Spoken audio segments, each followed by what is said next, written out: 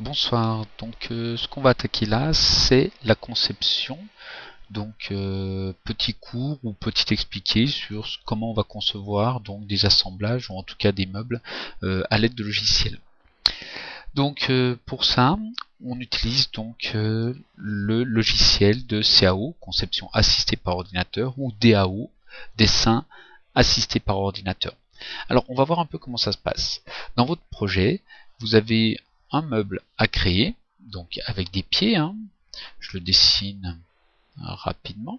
Voilà ce que vous avez à créer, avec peut-être un ouvrant, voire peut-être deux, avec peut-être ici une vitrine. Donc, vous avez un meuble comme ceci à créer. La philosophie ou le problème, c'est comment est-ce que je crée ça avec un logiciel de CAO, DAO.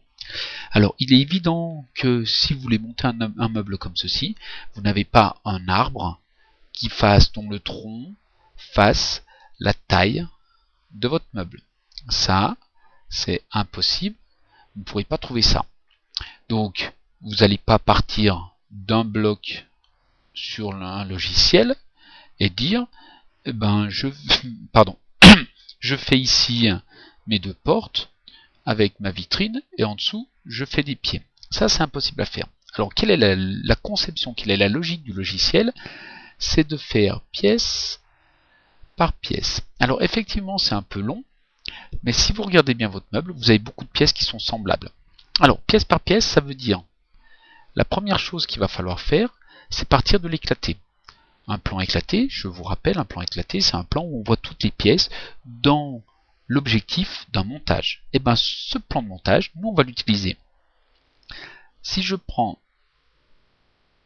mon panneau droit de mon meuble, la face avant, qui elle-même est percée pour obtenir, donc, ici, je vais venir mettre mes... Vous avez compris, je vais venir mettre ici mes ouvrants. Donc, voilà pour ma face avant.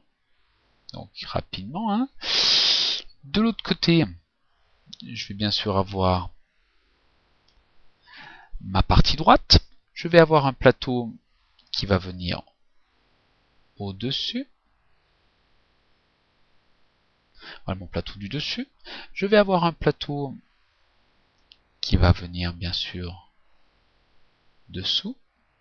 Je vais aller avoir mon pied. Et ce pied-là, je vais l'avoir 4 fois. Donc, je vais avoir bien sûr que je n'ai pas tracé ici une face, donc arrière, qui elle aussi vient s'intégrer, la face arrière.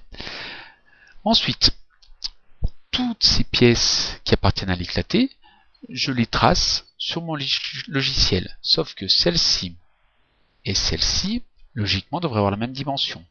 Celle-ci et celle-ci ont la même dimension. Celle-ci et celle-ci ont la même dimension, sauf que celle de devant est différente. Les pieds, je ne fais qu'une fois la pièce. Ça veut dire qu'à chaque fois que j'ai une pièce qui est identique, je ne la crée qu'une seule fois. Je ne la crée qu'une seule fois, sauf que dans ma logique de conception, eh ben, je l'importerai 2 fois. Ça veut dire que, par exemple, vous allez me créer la pièce 1, on va l'appeler montant gauche, alors pas montant mais plutôt plateau, hein, plateau gauche. Alors ce plateau gauche qui est ici, vous allez me le créer. Vous allez me créer par exemple la pièce 2 qui est le plateau supérieur. Donc comme ceci. Donc avec les bonnes dimensions telles que vous l'aurez prévu.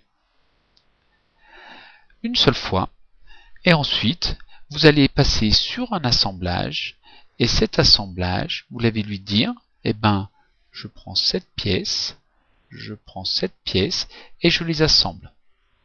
Donc ça, le logiciel le fait très bien. Donc il va venir vous les assembler selon des règles que vous allez définir.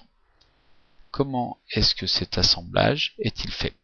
Donc ça, c'est une chose qu'on verra nous par la suite, l'assemblage. Mais quoi qu'il en soit, dans un premier temps, vous avez à définir toutes vos pièces. Alors, si on reprend la logique de conception 1, c'est faire un plan d'ensemble. C'est ce que vous avez à me faire dans un premier temps. Logique 2, ça serait de me faire un devis.